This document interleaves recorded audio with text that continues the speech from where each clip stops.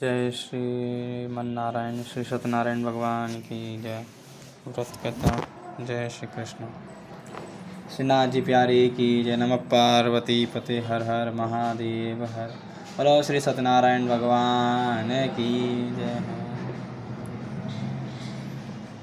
श्री सत्यनारायण भगवान व्रत कथा। पहला अध्याय। एक समय नेमिषपरायण तीर्थ में शौनकादि 88,000 ऋषियों ने श्री सूत जी से पूछा, हे प्रभु, इस कलयुग में वेद विद्या रहित मनुष्यों को प्रभु भक्ति किस प्रकार मिलेगी तथा उनका उद्धार कैसे होगा। इसलिए हे मुनि, कोई ऐसा तप कहिए जिससे थोड़े समय के पुण्य प्राप्त होवे तथा मनवांछित फल मिले। वह कथा सुनने की हमारी इच्छा है। सर्वशास्त्र ज्ञाता श्री सूत जी बोले, हे वैष्णवों ने पूज्य, आप सबने प्राणियों के हित की बात पूछी है। अब मैं उस श्रेष्ठ व्रत को आप लोगों से कहूँगा जिस व्रत को नारद जी ने लक्ष्मी नारायण जी से पूछा था और लक्ष्मीपति ने मुनिश्रेष्ठ नारद से कहा था, जो ध्यान से सुनो। एक समय योगीराज नारद जी दूसरों के हित की इच्छा से अनेक लोगों में घूमते हुए मृत्युलोक को में जा पहुँचे। यहाँ अनेक योनियों में जन्मे हुए प्राय सभी मनुष्यों को अपने कर्मों द्वारा अनेकों दुखों से पीड़ित देखकर सोचा, किस यत्न के करने में से निश्चय ही प्राणियों के दुखों का नाश हो सकेगा। ऐसा मन में सोचकर वे विष्णुलोक को गए। वहाँ श्वेत वर्ण और 4 भुजाओं वाले देवों के ईश नारायण को देखकर, जिनके हाथों में शंख चक्र गदा और पन्न थे, तथा वरमाला पहने के ईश नारायण को देखकर, जिनके हाथों में शंख चक्र गदा और पन्न थे तथा वरमाला पहने हुए थे, स्तुति करने लगे। हे भवानी, हे भगवान, आप अत्यंत शक्ति में से संपन्न हैं। मन तथा वाणी भी आपको नहीं पा सकती। आपका आदि मध्य अंत नहीं है।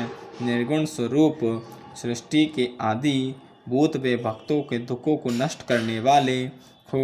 आपको नमस्कार है। नारद जी से इस प्रकार की स्तुति सुनकर विष्णु भगवान बोले, हे मुनि श्रेष्ठ, आपके मन में क्या है? आपका किस काम के लिए आगमन हुआ है? निसंकोच कहो। तब नारद मुनि बोले, मृत्युलोक में सब मनुष्य जो अनेक योनियों में पैदा हुए हैं, अपने अपने कर्मों के द्वारा अनेक प्रकार के दुखों से दुखी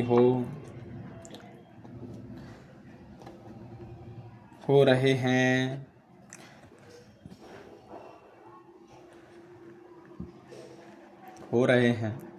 हे नाथ, मुझ पर दया रखते हो तो बतलाइए कि उन मनुष्यों के सब दुख थोड़े से ही प्रयत्न से कैसे दूर हो सकते हैं। श्री भगवान जी बोले, हे नारद, मनुष्यों की भलाई के लिए तुमने कुछ अच्छी बात पूछी है। जिस काम के करने से मनुष्य मोह से छूट जाता है, वह मैं कहता हूँ, सुनो। बहुत पुण्य देने वाला, स्वर्ग तथा मृत्यु लोक दोनों में दुर्लभ एक उत्तम व्रत है। आज मैं प्रेम बस होकर तुमसे कहता हूँ, मैं दुर्लभ एक उत्तम व्रत है। आज मैं प्रेम बस होकर तुमसे कहता हूँ, सत्यनारायण का यह व्रत अच्छी तरह विधि पूर्वक करके मनुष्य आयु पर्यंत यहाँ सुख भोगकर मरने पर मोक्ष प्राप्त होता है। श्री भगवान के वचन सुनकर नारद मुनि बोले कि उस व्रत का फल क्या है, क्या विधान है और किसने यह व्रत किया है और किस दिन यह व्रत करना चाहिए, विस्तार से कहिए। भगवान बोले, दुख शोक आदि को दूर करने वाला, धन्य धान्य को बढ़ाने वाला, सौभाग्य तथा संतान को देने वाला, यह व्रत सब स्थानों पर विजयी करने वाला, सौभाग्य तथा संतान को देने वाला, यह व्रत सब स्थानों पर विजयी करने वाला, भक्ति संतान को देने वाला, यह व्रत सब स्थानों पर विजयी करने वाला वह है। भक्ति और श्रद्धा के साथ किसी भी दिन मनुष्य श्री सत्यनारायण की प्रातः काल के समय ब्राह्मणों को, बंधुओं को के साथ धर्मपरायण होकर पूजा करे। भक्ति भाव से नैवेद्य केले का फल, घी, दूध, दही, गेहूँ, दूध और गेहूं का चूर्ण सवाया लेवे। गेहूं के अभाव में साटी का चूर्ण, शक्कर तथा गुड़ ले और सब भक्षण योग्य पदार्थ जमा करा के भगवान को अर्पण कर देवे तथा बांधवों सहित ब्राह्मणों को भोजन करावे। पश्चात स्वयं भोजन करे, नित्य गीत आदि सब आचरण कर सत्यनारायण भगवान का स्मरण करते हुए समय व्यतीत करे।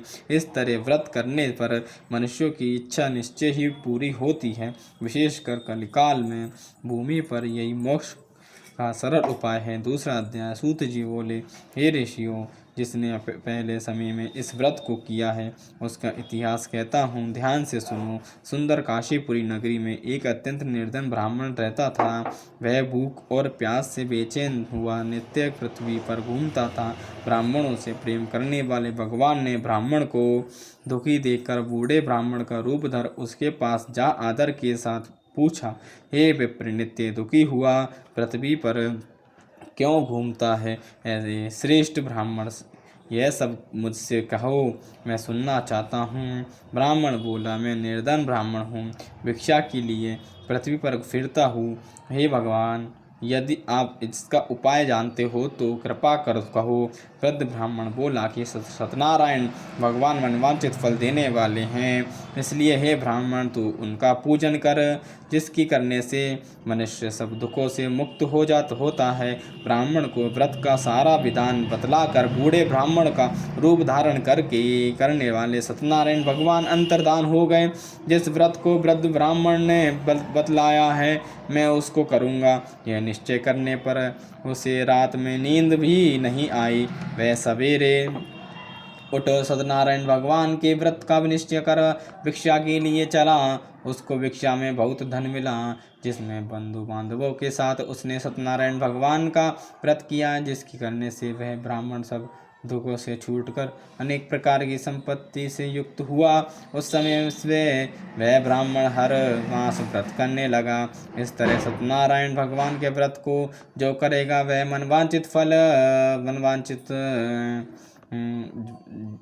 भगवान के जो व्रत को जो करेगा वह मनुष्य सब दुखों से छूट जाएगा। इस तरह नारद जी से नारायण का कहा हुआ ये व्रत मैंने तुमसे कहा। हे विप्रो, मैं अब और क्या कहूँ? ऋषि बोले, हे मुनीश्वर, संसार में इस ब्राह्मण से सुनकर किस किसने इस व्रत को किया, हम यह सब सुनना चाहते हैं। इसके लिए हमारे मन में श्रद्धा है। सूत जी बोले, हे मुनियों, जिसने इस व्रत को किया है वह सब सुनो। एक समय एक ब्राह्मण धन और ऐश्वर्य के अनुसार बंधु बांधवों के साथ व्रत को करने को तैयार हुआ। उसी समय एक लकड़ी बेचने वाला बूढ़ा आदमी आया और बाहर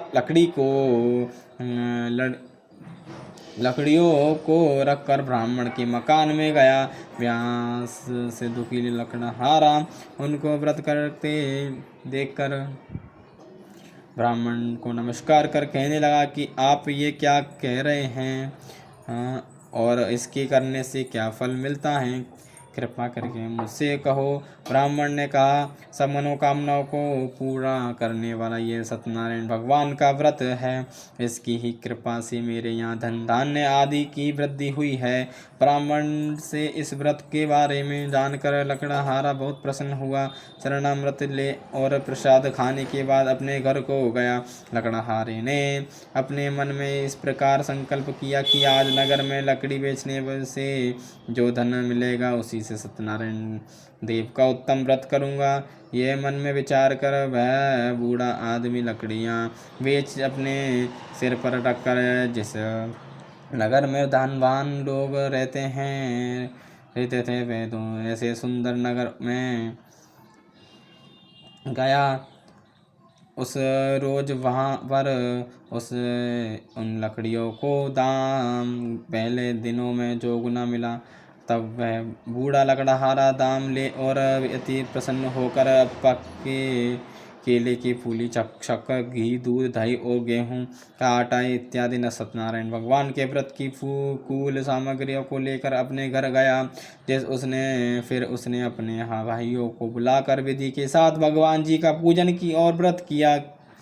उस व्रत को प्रभाव से वह बूढ़ा लकड़हारा धन पुत्र आदि से युक्त हुआ और संसार के समस्त सुख भोग कर वैकुंठ को चला गया।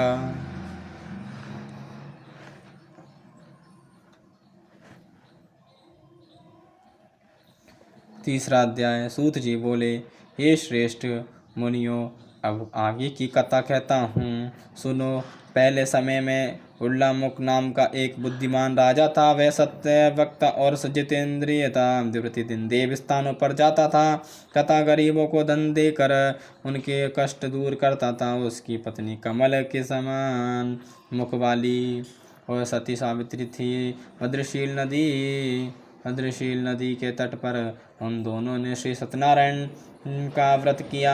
उस समय में कहा कि एक साधु वैश्य आया। उसके पास व्यापार के लिए बहुत सा धन था। वह नाव को किनारे पर ठहरा कर राजा के पास आ गया और राजा को व्रत करते देखकर विनय के साथ पूछने लगा, हे राजन, भक्ति युक्त चित्त से यह आप क्या कर रहे हैं? मेरी सुनने की इच्छा है, सो आप यह मुझे बताइए। राजा बोला, हे साधु, अपने बांधवों के साथ पुत्र आदि की प्राप्ति के लिए यह महाशक्तिमान सत्यनारायण भगवान का व्रत व पूजन किया जा रहा है। राजा के वचन सुनकर साधु आदर से बोला, हे राजन, तुमसे उसका सब विधान कहो, मैं भी आपके कथानुसार इस व्रत को करूँगा। मेरे भी कोई संतान नहीं है और इसके निश्चय ही होगी। राजा से सब विधान सुन व्यापार से निवृत्त हो वह आनंद के साथ घर गया। साधु ने अपनी पुत्र स्त्री से संतान देने वाले इस व्रत को समाचार सुनाया और कहा कि जब मेरे संतान होगी तब मैं इस व्रत को करूँगा। साधु ने ऐसे वचन सुनकर अपनी स्त्री लीलावती से कहे, एक दिन इसकी स्त्री लीलावती पति के साथ आनंदित हो संसारिक धर्म में प्रवृत्त होकर सत्यनारायण भगवान की कृपा से वह गर्भवती हो गई तथा 10वें महीने में उसके एक सुंदर कन्या का जन्म हुआ। दिनों दिन वह इस तरह बढ़ने लगी और जैसे शुक्ल पक्ष का चंद्रमा बढ़ता हुआ कन्या का नाम लीलावती रखा गया। जब लीलावती ने मीठे शब्दों में कहा अपने पति से कहा कि जो आपने संकल्प किया था कि भगवान का व्रत करूँगा, अब आप उसे करिए। साधु बोला, हे विप्र, इसके विवाह पर करूँगा। इस प्रकार अपनी पत्नी को आश्वासन दे वह नगर को गया। कलावती मित्रगृह में वृद्ध को प्राप्त हो गई। साधु ने जब नगर में सखियों के साथ अपनी पुत्री को देखा तो तुरंत दूत बुलाकर कहा कि पुत्री के वास्ते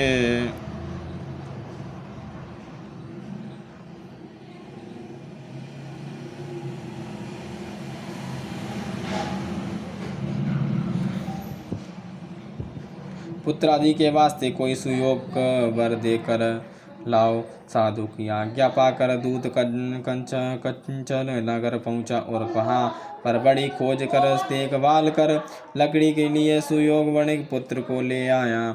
उस सुयोग लकड़ी को देखकर साधु ने अपने बुद्ध बांधवों सहित प्रसन्नचित्त अपनी पुत्री का विवाह उसके साथ कर दिया, किंतु दुर्भाग्य से विवाह के समय भी उस व्रत को करना भूल गया। तब श्री भगवान क्रोधित हो गए और श्राप दिया कि तुम्हें दारुण दुख प्राप्त होगा।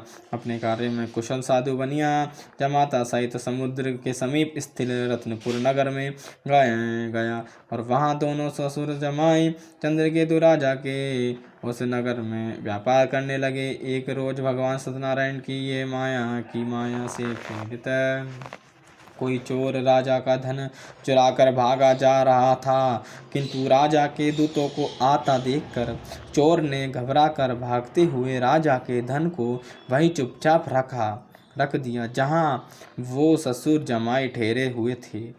जब दूतों ने उसे साधु वेश्यों के साथ राजा के धन को रखा देखा तो वे दोनों को बांध कर ले गए और प्रसन्नता से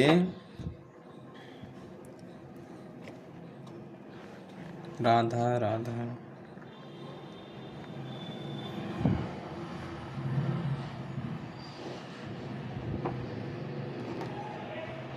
प्रसन्नता से दौड़ते हुए राजा के समीप जाकर बोले कि ये 2 चोर हम पकड़ कर लाए हैं, कृपया आज्ञा दे। राजा की आज्ञा से उनको कठोर कारावास में डाल दिया जाए और उनका जब धन छीन लिया। सत्यनारायण भगवान ने श्राप द्वारा उनकी पत्नी भी घर पर बहुत दुखी हुई और घर पर जो धन रखा था चोर चुरा कर ले गए। शारीरिक व मानसिक पीड़ा तथा सुख भूख प्यास से अति दुखित हो अन्न की चिंता में कलावती एक ब्राह्मण के घर गई। वहाँ उसने सत्यनारायण भगवान का व्रत होते देख फिर कथा सुनी तथा प्रसाद ग्रहण कर रात को घर आई। माता ने कलावती से कहा, हे पुत्री, अब तक कहाँ रही? वे तेरे मन में क्या है? कलावती बोली कि हे माता, एक ब्राह्मण के घर श्री सत्यनारायण भगवान का व्रत देखा। कन्या के वचन सुनकर लीलावती भगवान के पूजन की तैयारी करने लगी। लीलावती ने परिवार और बंधुओं सहित श्री सत्यनारायण भगवान का पूजन किया और वर मांगा कि मेरे पति दामाद शीघ्र आ जावे। साथ ही प्रार्थना की कि हम सबका अपराध क्षमा करो। श्री सत्यनारायण भगवान इस व्रत से संतुष्ट हो गए और राजा चंद्रकेतु को स्वप्न में दर्शन देकर कहा, हे राजन, दोनों वेश्यों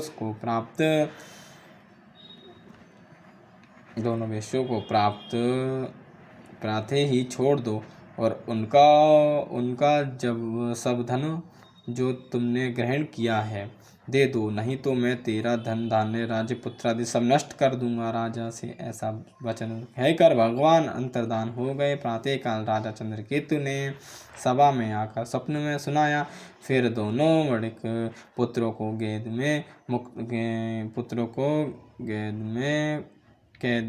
में मुक्त कर सभा में बुलाया। तो उन्होंने आते ही राजा को नमस्कार किया। राजा मीठे वचनों से बोला, हे महानुभावों का भाविवश ऐसा कठिन दुख प्राप्त हुआ, अब तुम्हें कोई भय नहीं। ऐसा कहकर राजा ने उनको नए नए वस्त्राभूषण पहनाए तथा उनका जितना धन लिया था उससे दुगना धन देकर आदर सहित विदा किया। दोनों वेश्य अपने घर को चल दिए। चौथा अध्याय।